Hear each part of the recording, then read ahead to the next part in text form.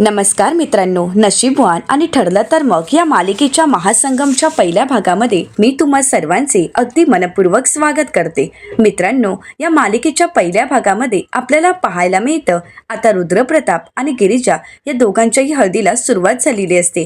तर त्याचवेळी आता नवरा नवरी आल्यानंतर आबासाहेब आवाज देत म्हणतात, अरे नवरा नवरी तर आले आहेत, हळद कुठे आहे? तर आईसाहेब म्हणतात, हो आणतो. असं म्हणत आता आईसाहेब हळदीची वाटी घेऊन येतात. तर आता हळद लावण्याचा पहिला मान सायलीला दिला जातो. आता सायली रुद्रप्रतापला हळद लावत असते. इकडे रुद्रप्रताप गिरिजाकडे पाहत असतो, परंतु गिरिजा मात्र शांतच असते. ती उदास असते, नर्वस असते. हे सगळं काही रुद्रप्रतापच्या लक्षात येत असतं. आता सायली, अर्जुन सर्वच जण रुद्रप्रतापला हळद लावत असतात. एक एक करून आलेली पाहुणे मंडळी हळद लावून घेतात. तर त्यानंतर आता आईसाहेब आबासाहेबांना आवाज देत म्हणतात, अहो तुम्ही तिथे काय उभे आहात, इथे या आणि मुलाला हळद तरी लावा. तर आता आबासाहेब येतात आणि रुद्रप्रतापला हळद लावत असतात. हळद लावत असताना ते गिरिजाकडे पाहतात. गिरिजा घाबरूनच मान खाली घालते. तर इकडे आता नकळतच अर्जुन सायलीच्या गालाला हळद लावतो आणि हे दृश्य पाहिल्यानंतर नकळत का होईना परंतु गिरिजाच्या चेहऱ्यावर थोडं हसू येतं. आता सायली अर्जुनकडे रागानेच पाहते. तर त्यानंतर आता आईसाहेब रुद्रप्रतापला हळद लावत असतात. हे सगळं काही चालू असताना सावी, उर्वशी यांना मात्र खूप राग येत असतो. त्यांचा संताप होत असतो. तर इकडे सायलीने आपल्याला हळद लावली नाही म्हणून अर्जुन थोडा उदास असतो. हे सायली पाहते आणि लगेच तिच्या हातातील हळद अर्जुनच्या गालावर लावते. आता अर्जुन खुश होतो. हे सगळं काही दृश्य ज्यावेळी गिरिजा पाहते त्यावेळी पुन्हा एकदा तिला हसू येतं. इकडे आईसाहेब रुद्रप्रतापला हळद लावत असतात. तर आबासाहेब सुभानराव यांना म्हणू लागतात, सुभानराव, या लग्नाचे प्रत्येक विधी सोशल मीडियावर जायला पाहिजेत. प्रत्येक लोकांनी हे लग्न पाहायला पाहिजे, कारण हे लग्न आपण का करतोय हे तर तुम्हाला चांगलंच माहीत आहे. हे लग्न फक्त दिखाव्यासाठी आहे. असं म्हणत आता आबासाहेब मनाशीच म्हणतात, हे लग्न फक्त 6 महिन्यासाठी ट्रेंडिंग असेल आणि त्यानंतर गिरिजाच्या अकाली मृत्यूची बातमी ट्रेंडिंग असेल. असं म्हणत आबासाहेब हसत असतात आणि गिरिजाकडे पाहू लागतात. तर रुद्रप्रतापला हळद लावून झाल्यानंतर आईसाहेब म्हणू लागतात, चला आता रुद्रप्रताप यांची उष्टी हळद गिरिजाला लावायला हवी. तर आता हे ऐकल्यानंतर इकडे सावीला धक्काच बसतो. सावी उर्वशीला म्हणू लागते, मावशी तू ऐकतेस ना, आता रुद्राची उष्टी हळद गिरिजाला लावली जाईल. मावशी तू मला काय म्हणाली होतीस, काहीही झालं तरी रुद्राची उष्टी हळद त्या गिरिजाला लागणार नाही. मग तर आता उर्वशी म्हणते लागणार नाही. तर सावी म्हणू लागते, अगं आता लागतेय आणि तरीसुद्धा तू शांतच आहेस. मावशी अगं कशाची वाट पाहतेस, काहीतरी पाऊल उचल ना. तर उर्वशी म्हणते, हो माझं पाऊल मी उचलणारच आहे, पण तू आता 5 मोजायला घे. तर सावी म्हणते, काय? तर उर्वशी म्हणते की हो. आता मात्र सावीला काहीच कळत नसतं. सावी उर्वशीकडे पाहत असते. तर दुसरीकडे आईसाहेब आता रुद्राची उष्टी हळद घेऊन गिरिजाला लावायला जाणार. तर इकडे उर्वशी अंक म्हणत 5, 4, 3, 2, 1 असं म्हणताच बाहेर मोठ्यानेच आवाज येतो. आता मात्र सर्वांनाच धक्का बसतो. सर्वजण बाहेर पाहू लागतात. तर आबासाहेब म्हणू लागतात, कसला आवाज आलाय? सुभाद्राव बाहेर जाऊन बघा कसला आवाज आलाय. आता धावत पळत सर्वजण घराबाहेर येतात आणि पाहतात तर सामर्थ्य ही नावाची नेमप्लेट असते ती जळालेली असते. आता हे पाहून सर्वांनाच धक्का बसतो. गिरिजाचेही डोळे पाणावतात. तर अर्जुन म्हणू लागतो, अरे बापरे, हे कसं काही घडलं आहे? सायली म्हणते, हो ना. तर आता त्याच वेळी उर्वशी म्हणू लागते, घडणारच ना, जर घरात एवढी नशीबवान सून येणार असेल तर असं काहीतरी घडणारच. आता हे ऐकल्यानंतर आबासाहेब उर्वशीवर चिडतात आणि म्हणू लागतात, दीदी काय बोलतेस तू हे? तर उर्वशी म्हणू लागते, हो ना, आता कुठे हळदही लागली नाही तर घराच्या नावालाच आग लागली आहे आणि हिला हळद लागली, या घरात तिने सून म्हणून पाऊल टाकलं तर मग हे घरच जळून जाईल. आता मात्र उर्वशीच्या या बोलण्यामुळे आबासाहेबांना खूप राग आलेला असतो. आबासाहेब म्हणू लागतात, दीदी गप्प बसायचं, एक शब्दही बोलू नका. तुम्ही काय बोलताय हे तुमचं तुम्हाला तरी कळतंय का? आबासाहेब खूप चिडलेले असतात. आबासाहेब सुभानरावांना म्हणतात, सुभानराव आग कशामुळे लागली आहे जरा पाहून या. तर सुभानराव म्हणू लागतात, मला तरी असं वाटतंय की शॉर्ट सर्किटमुळे झालं असावं. रुद्र म्हणू लागतो, काही असू देत परंतु आग विझवा. आता सुभानराव धावत पळत आग विझवण्यासाठी जातात. तर इकडे हा सर्व प्रकार चालू असताना त्याच संधीचा फायदा घेत प्रिया धावत पळत आतमध्ये येते. आता तिथे कोणीही नाही. या संधीचा फायदा घेत प्रिया रुद्रप्रतापच्या हळदीची वाटी हातात घेते आणि ती उष्टी हळद खाली ओतत म्हणते, हळदीचा कार्यक्रम संपला. आता तिथे कोणीही नसतं आणि तीच संधी प्रियाने साधलेली असते. त्यानंतर आता प्रिया गिरिजाच्या हळदीची वाटीही ओतून टाकते आणि तिथून कोणी येण्या अगोदरच बाजूला निघून जाते. तर दुसरीकडे पाहायला मिळतं उर्वशी रुद्रप्रतापला म्हणू लागते, रुद्र, ही आग थांबणार नाहीये आणि ही आग वनवा पेटल्याशिवाय राहणार नाही. कारण ज्या दिवशी ही मुलगी या घरात आली आहे, ज्या दिवशी या मुलीने या घरात पाऊल टाकलं आहे, तेव्हापासून या घरात काही ना काही होतच आहे आणि होतच राहणार. मला तरी वाटते की आत्ताच्या आत्ता या मुलीला हाताला धर आणि घराबाहेर काढ. रुद्र, अजूनही वेळ गेली नाहीये, या मुलीला हाकलवून दे. आता हे ऐकल्यानंतर रुद्रला तर धक्का बसतोच, परंतु आबासाहेब खूप चिडतात आणि उर्वशीला म्हणू लागतात, थोबाड बंद ठेवा तुमचं, एक शब्दही बोलू नका. तर त्यानंतर आता रुद्र आबासाहेबांना शांत करतो आणि म्हणू लागतो, आबासाहेब काळजी करू नका, काही जास्त होणार नाहीये, तुम्ही शांत व्हा. परंतु उर्वशीच्या या शब्दांमुळे गिरिजाला मात्र खूप वाईट वाटलेलं असतं. गिरिजा धावत पळत घरात निघून जाते. आता सायली तिला सावरण्यासाठी तिला आवाज देत तिच्या मागे मागे येते. तर दुसरीकडे रुद्रालाही खूप वाईट वाटतं. रुद्र म्हणू लागतो, काही होणार नाही, काळजी करू नका. अर्जुन म्हणतो की हो, चला आतमध्ये. असं म्हणत आता सर्वच जण घरात निघून येतात. सायली गिरिजाच्या मागे मागे येत तिला सावरत म्हणू लागते, गिरिजा, अगं ती बाई कशी आहे हे तुला तर चांगलंच माहीत असेल ना, मग त्या बाईचं बोलणं तू मनावर का घेतेस? त्याचवेळी गिरिजाचा लक्ष आता तिथे पडलेल्या हळदीच्या वाट्यांकडे जातो. तर गिरिजा म्हणू लागते, मग हे सगळं कसं घडलं आहे, हे कोणी केलं असेल? आता ते पाहून सायलीलाही धक्का बसतो. सायली म्हणते, अरे देवा, उष्टी हळद. आणि त्याचवेळी सर्वजण घरात आलेले असतात. हे दृश्य सर्वांनीच पाहिलेलं असतं. तर आता उर्वशी मनाशीच म्हणते, प्रियाने अगदी योग्य वेळ साधून अगदी परफेक्ट काम केलं आहे. आता उर्वशी त्या संधीचा फायदा घेत म्हणू लागते, आबासाहेब, अजून असे किती अपशकुन घडणार आहेत? अहो, एक एक करून अपशकुन घडतच आहेत.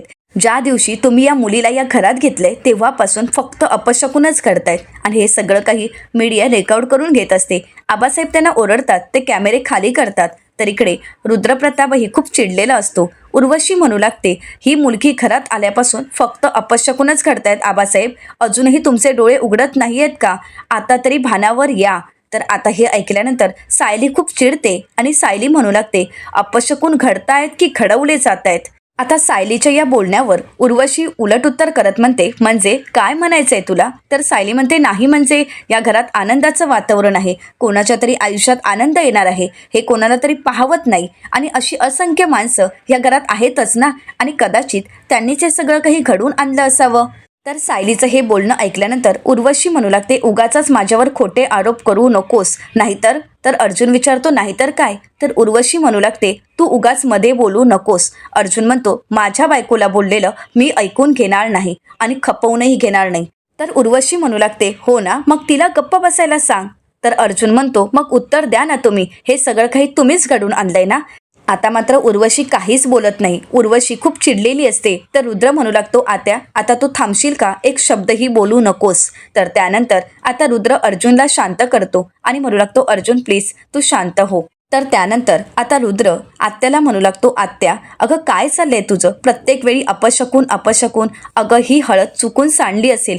तर आता उर्वशी म्हणू लागते, रुद्र तू पाहिलंयस ना, मी सुद्धा तुमच्यासोबतच बाहेर होते, मग माझ्यावर असा आरोप का केला जातोय की ही हळद मी सांडली आहे? रुद्र, खरंच मी काही केलं नाहीये, हा फक्त केवळ अपशकुनच आहे. रुद्र म्हणू लागतो, आत्या मी म्हणालो ना, हा अपशकुन वगैरे काही नाही. अगं कोणाच्या तरी धक्क्याने ही हळद सांडली असावी आणि बाहेर जे काही घडलं तो सुद्धा अपशकुन नव्हता, तर अपघात होता, चुकून घडलं असेल. आणि या सगळ्याला अपशकुन असं बोलायची काहीच गरज नाहीये. त्यामुळे प्लीज तुम्ही सगळ्यांनी शांत व्हा. असं म्हणत आता रुद्र उर्वशी आत्याला आणि घरातील सर्वांनाच शांत करतो. परंतु हे सगळं काही घडत असताना गिरिजाला मात्र खूप वाईट वाटतं. तिच्या डोळ्यामध्ये अश्रू येतात, तिचे डोळे पाणावतात. आपल्यामुळे हे सगळं काही घडतंय हे ऐकून तिला खूप वाईट वाटत असतं. आता रुद्रप्रताप त्याच्या आईला, आईसाहेबांना म्हणू लागतो, आईसाहेब, आता आपण नवीन हळद बनवायला घेऊयात का? हळदीचा कार्यक्रम सुरू करायचा आहे. तर सर्वच जण म्हणतात की हो, हळदीच्या कार्यक्रमाला सुरुवात करूया. तर उर्वशी आत्या म्हणू लागते, हळद संपली आहे, वाया गेली आहे आणि हा केवळ योगायोग नाहीये. तुम्ही काही म्हणा, तुम्ही काही बोललात तरी काय घडलं आहे हे मला चांगलंच माहीत आहे. आता उर्वशी आत्या बोलायच्या काही थांबत नसतात. तर त्याचवेळी रुद्रप्रताप म्हणू लागतो, आत्या प्लीज आता तरी शांत हो. या सगळ्यामध्ये गिरिजाला खूप वाईट वाटतं. ती रडत असते आणि ती बाजूला जाते. सायली तिला सावरते. तर गिरिजा म्हणू लागते, सायलीताई, मी या लग्नासाठी माझ्या बाबांसाठी आणि माझ्या भावासाठी तयार झाली आहे गं. सायलीताई, या लग्नाला मी मनापासून तयार नाहीये. हे लग्न मला मनापासून करायचं नाहीये, म्हणून हे सगळं काही अपशकून घडतायत का गं? हे सगळं काही माझ्यामुळे होतंय का गं? असं म्हणत आता गिरिजा खूप रडत असते. सायली तिला सावरते आणि म्हणू लागते, गिरिजा तू अगोदर शांत हो. असं काहीही नाहीये. तू स्वतःला या सगळ्यामध्ये त्रास करून घेऊ नकोस. या सगळ्यामध्ये तुझी काहीच चूक नाहीये. अगं वेडाबाई, तू अजूनही असाच विचार करतेस का? अगं हे सगळं काही कोणामुळे घडलंय हे तुला अजूनही कळलं नाहीये का? आता गिरिजा विचार करू लागते. तर गिरिजा मनाशीच म्हणते, हे जर कोणी घडवून आणलं नसेल तर हा अपशकुनच असेल का? मी मनापासून लग्नाला तयार नाही आणि म्हणूनच कदाचित होणारा त्रास पाहून रुद्रप्रतापलाही खूप वाईट वाटत असतं. रुद्रप्रताप अर्जुनला म्हणू लागतो, अर्जुन, ज्याप्रमाणे तुला सायलीला कोणी बोललेलं सहन होत नाही, त्याचप्रमाणे मला सुद्धा गिरिजाच्या डोळ्यातील अश्रू, तिच्या डोळ्यात आलेलं पाणी सहन नाही होत. आता या सगळ्यामुळे ज्याप्रमाणे गिरिजाला त्रास होत असतो तेवढाच त्रास रुद्रलाही होत असतो आणि हे सगळं काही अर्जुनला दिसत असतं. अर्जुन म्हणू लागतो, खरं आहे, बायकोच्या डोळ्यात कधीही पाणी येऊ द्यायचं नाही आणि ही जबाबदारी आपलीच असते. परंतु रुद्र, जे काही घडलंय ना त्याचा विचार करू नकोस आणि त्रासही करून घेऊ नकोस, कारण आता सगळ्यात जास्त गिरिजाला तुझी गरज आहे. आता सायली अर्जुनच्या लक्षात येतं की या दोघांनाही एकत्र आणण्याचं खूप गरजेचं आहे. तर आता अर्जुन रुद्रला म्हणू लागतो, चल रुद्र. तर इकडे सायली गिरिजाला म्हणते, चल गिरिजा. आता हळूहळू दोघांनाही हळदीसाठी घेऊन येत असतात. परंतु त्याचवेळी सायली गिरिजाला पुढे ढकलून देते. तिचा तोल जाणार त्याचवेळी रुद्र तिला सावरतो आणि नकळतच का होईना परंतु रुद्रप्रतापची हळद आता गिरिजाला लागलेली असते. गिरिजा रुद्रकडे पाहू लागते आणि हे दृश्य सर्वच जण पाहत असतात. कॅमेऱ्यातही टिपलं जातं. रुद्र आणि गिरिजा एकमेकांमध्ये हरवून गेलेले असतात. नकळतपणे रुद्रच्या गालाची हळद गिरिजाच्या गालाला लागते आणि रुद्रच्या हाताची हळद गिरिजाच्या हाताला लागते. आता हे दृश्य पाहून सायली अर्जुन खुश होतात. तर आता सायली मोठ्यानेच म्हणते, शुभशकून झाला, गिरिजाला रुद्रप्रतापची उष्टी हळद लागली. आता हे ऐकल्यानंतर इकडे सावीचा मात्र चांगलाच जळफळाट होत असतो. एवढा प्लॅन करूनही उर्वशी मात्र चांगलीच हरलेली असते. ती चांगलीच तोंडावर पडते. तर सर्वच जण टाळ्या वाजवत त्यांचं अभिनंदन करतात. तर अर्जुन म्हणतो, उष्टी हळद तर लागली आहे, हळदीचा कार्यक्रम तर पार पडला, आता लग्नाच्या तयारीला लागा. असं म्हणत आता सर्वच जण लग्नाच्या तयारीला लागतात.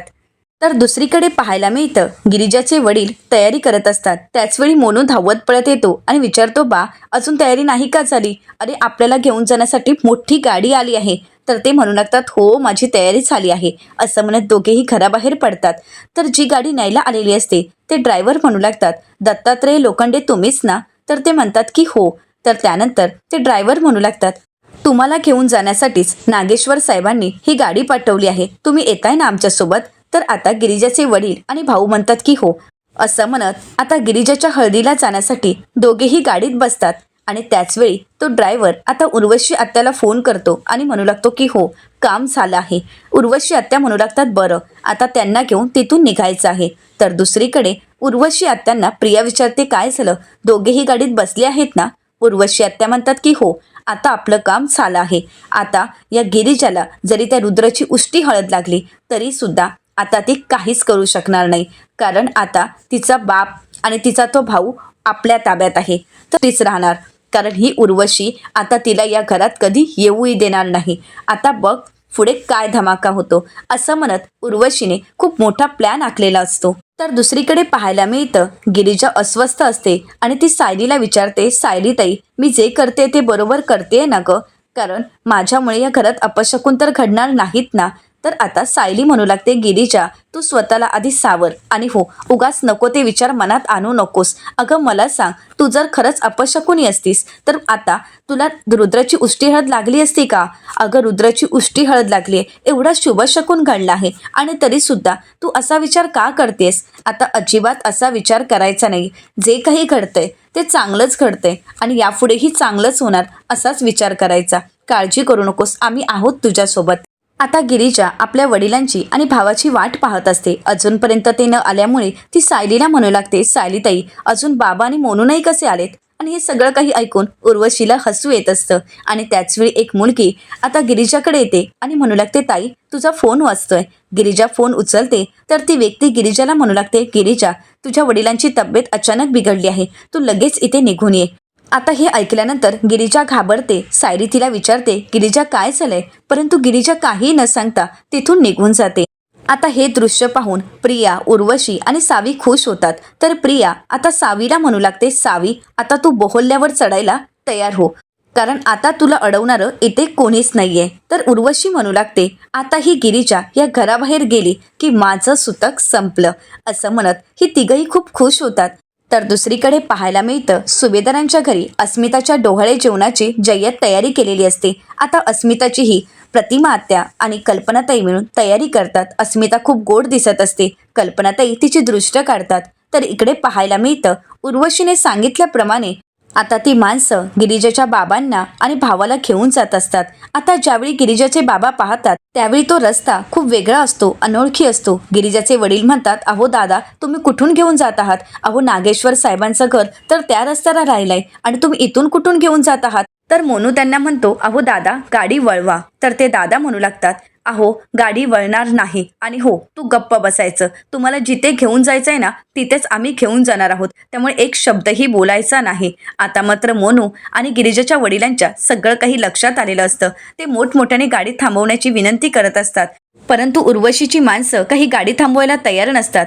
तर इकडे गिरिजाचे बाबा म्हणत असतात, अहो गाडी थांबवा, माझ्या मुलीचं लग्न आहे, आम्हाला हळदीला जायचं आहे, अहो प्लीज गाडी थांबवा. परंतु काही झालं तरी उर्वशीची माणसं काही गाडी थांबवायला तयार नसतात.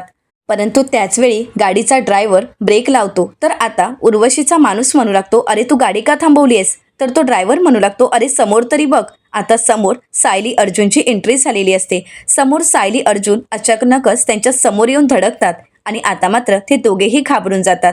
आता अर्जुन गाडीतून उतरतो आणि उर्वशीच्या माणसाला बेदम मारहाण करतो आणि त्यानंतर ड्रायव्हरलाही चांगलाच धडा शिकवतो. असं करत आता अर्जुन कसं बसं इकडे गिरिजाच्या बाबांची आणि भावाची सुटका करतो. तर त्यानंतर अर्जुन त्यांना विचारतो, तुम्ही ठीक आहात ना? तर ते म्हणू लागतात की हो, आम्ही ठीक आहोत. आता ते अर्जुनचे आभार मानतात. तर अर्जुन त्यांना म्हणतो, तुम्ही आता लगेच मंडपात जायचं आहे, जिथे गिरिजा आहे तिथे. तर ते अर्जुनला म्हणतात, पण तुम्ही? अर्जुन म्हणतो, मला काहीही होणार नाही, तुम्ही माझी काळजी करू नका, आम्ही येतच आहोत. असं म्हणत आता अर्जुन गिरिजाच्या वडिलांना आणि भावाला हळदीसाठी तिथून पाठवून देतो. तर दुसरीकडे पाहायला मिळतं, वाड्यात गिरिजा कुठेच नसते. ती धावत पळत घराबाहेर पडलेली असते. हे दृश्य सर्वांनीच पाहिलेलं असतं. तर आईसाहेब आता आबासाहेबांना म्हणू लागतात, अहो पोरीच्या अंगाला उष्टी हळद लागली आहे आणि असं असताना तुम्ही तिला घराबाहेर जाऊच कसं दिलं? आबासाहेब म्हणतात, अहो मलाच माहित नाही ती कधी गेली आहे आणि कशी गेली आहे, मी तिला पाहिलंच नाहीये. आईसाहेब म्हणतात, पण कुठे गेली आहे ती? आबासाहेब म्हणतात, मला खरंच माहित नाहीये की गिरिजा नक्की कुठे गेली आहे. उर्वशी हसतच मनाशीच म्हणू लागते, वाट पहा. आता तुम्ही कितीही वाट पाहिली तरी ती गिरिजा परत काही येणार नाही आणि त्या गिरिजाचं तोंडही तुम्हाला पाहायला मिळणार नाही. इकडे सर्वच जण गिरिजाची वाट पाहत असतात. रुद्र गिरिजाच्या काळजीने कासावीस आलेला असतो. उर्वशी मात्र खुश असते, परंतु हा आनंद तिचा तात्पुरताच असतो, कारण त्याच वेळी आता गिरिजाची वाड्यात एंट्री झालेली असते. आता अचानक गिरिजाला समोर पाहून मात्र उर्वशीच्या चेहऱ्याचा रंगच उडालेला असतो. तर सावी रागानेच आता उर्वशीकडे पाहू लागते आणि प्रियाला म्हणते, प्रिया अगं बघतेस ना, ती आली आहे. तर प्रिया म्हणते, हो मला दिसतंय.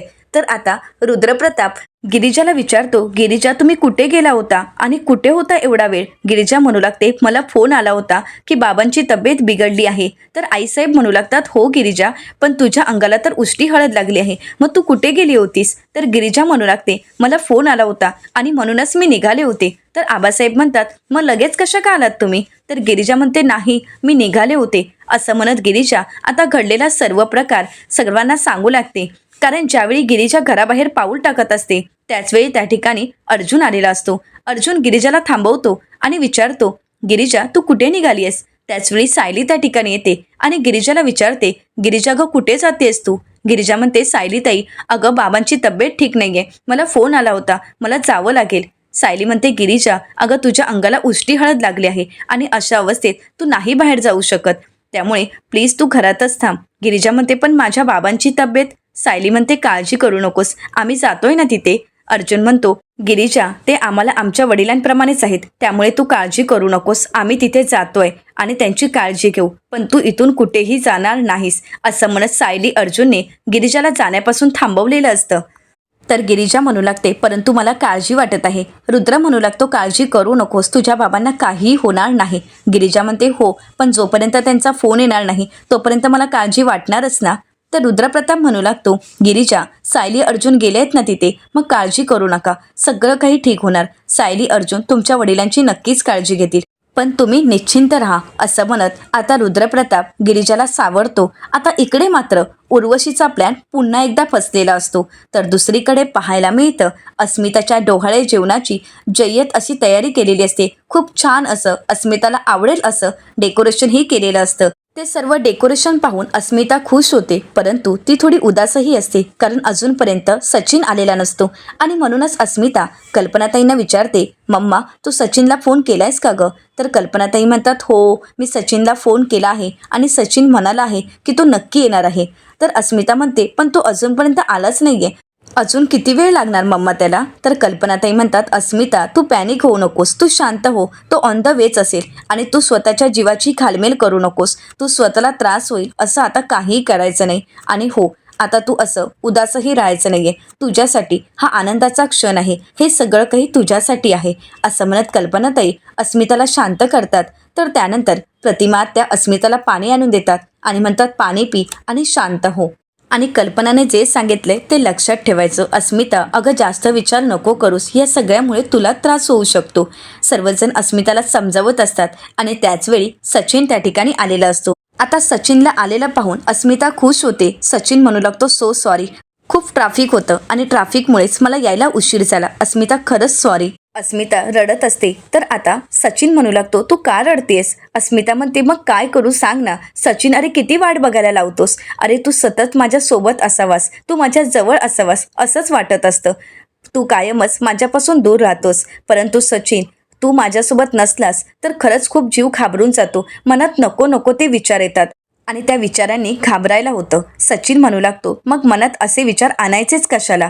अगं मी दूर असलो तरी सुद्धा तुझ्या सोबतच आहे आणि बाळ काय तुझ्या एकटीच आहे का? माझं पण आहे ना. मग मी कसं मिस करणार होतो हे डोहाळे जेवण? माझ्या बाळासाठी आणि माझ्या या ब्युटिफुल बायकोसाठी मी येणारच ना, असं म्हणत सचिन आता अस्मिताशी गोड गोड बोलत असतो. सचिन अस्मिताला म्हणू लागतो, अस्मिता आता मी आलोय ना, मग अशा नको त्या शंका मनात आणायचेही नाहीत, मी तुझ्या सोबतच आहे, असं म्हणत आता सचिन अस्मिताला शांत करतो. तर त्यानंतर सचिन म्हणतो, चला मी आलोय, आता काय कामं आहेत ती मला सांगा. कल्पनाताई म्हणतात, कामं आहेतच, परंतु तू अगोदर फ्रेश होऊन ये.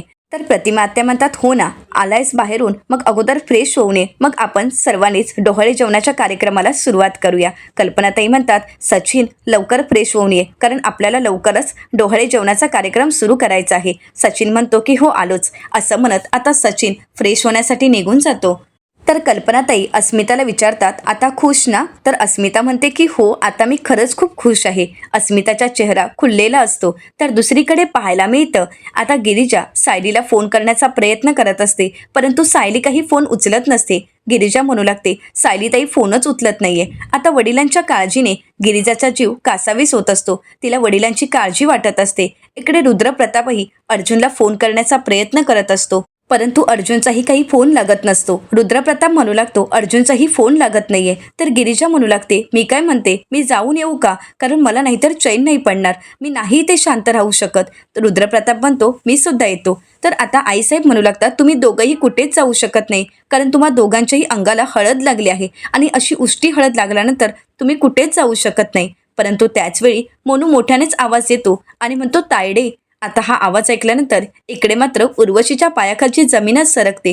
मोनू धावत पळत येतो आणि गिरिजाला मिठी मारतो. मोनू खूप रडत असतो. गिरिजा म्हणू लागते, बाबा कसे आहेत मोनू? त्याचवेळी बाबा घरात येतात. बाबा पूर्णपणे दमलेले असतात. गिरिजा बाबांना बसवते आणि म्हणू लागते, बाबा अहो तुम्हाला बरं नाही, मग तुम्ही चालत का आलात? तर आता गिरिजाचे बाबा म्हणू लागतात, मला काहीच झालं नाहीये. गिरिजा म्हणते, मग तो फोन? तर आता सगळा काही प्रकार ते सांगू लागतात. गिरिजा म्हणू लागते, बाबा तुम्हाला बरं नाही तर मग मला फोनच कसा आला आणि तुम्ही का चालत आलात? तर मोनू म्हणू लागतो, आम्ही चालत नाही आलो तायडे, आम्हाला कोणीतरी पळून घेऊन जात होतं, आम्हाला कोणीतरी किडनॅप करत होतं. हे ऐकल्यानंतर रुद्रला धक्काच बसतो. रुद्र म्हणू लागतो, काय बाबा नक्की काय झालं होतं? तर आता घडलेला सर्व प्रकार गिरिजाचे बाबा सांगू लागतात. ते म्हणतात, आम्ही ज्यावेळी घरी होतो त्यावेळी एक गाडी आली आणि ते ड्रायव्हर म्हणाले की नागेश्वर साहेबांनी ही गाडी पाठवली आहे आणि म्हणूनच आम्ही त्या गाडीत बसलो. तर आता आबासाहेब म्हणू लागतात, दत्तू शेठ अहो, मी जर गाडी पाठवली असती तर मी तुम्हाला फोन नाही का केला असता? मी कळवलं असतं तुम्हाला. तर आता गिरिजाचे वडील म्हणतात ते लक्षातच नाही आलं आणि आम्ही गाडीत बसलो. ते लोक आम्हाला कुठल्या तरी भलत्याच रस्त्याने घेऊन जात होते. आम्ही त्यांना गाडी थांबवण्याची विनंती केली पण त्यांनी गाडी नाही थांबवली.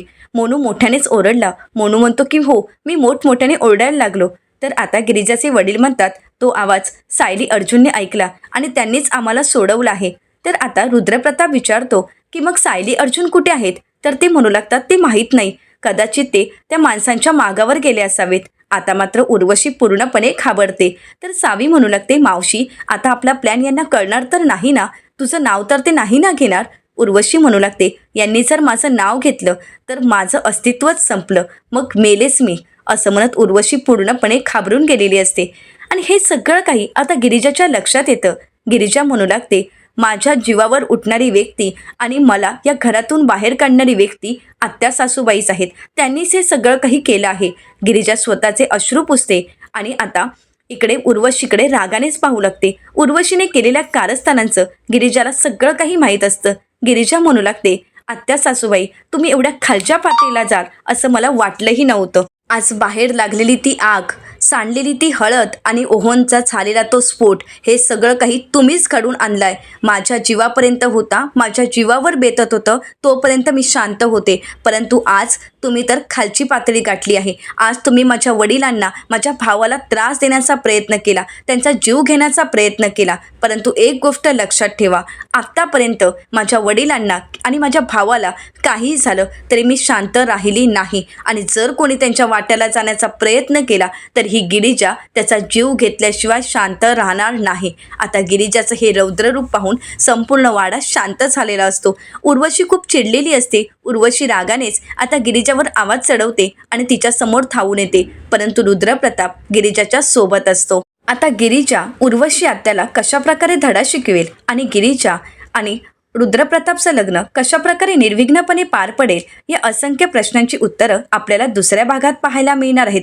आणि म्हणूनच मित्रांनो, दुसराही भाग पाहायला विसरू नका.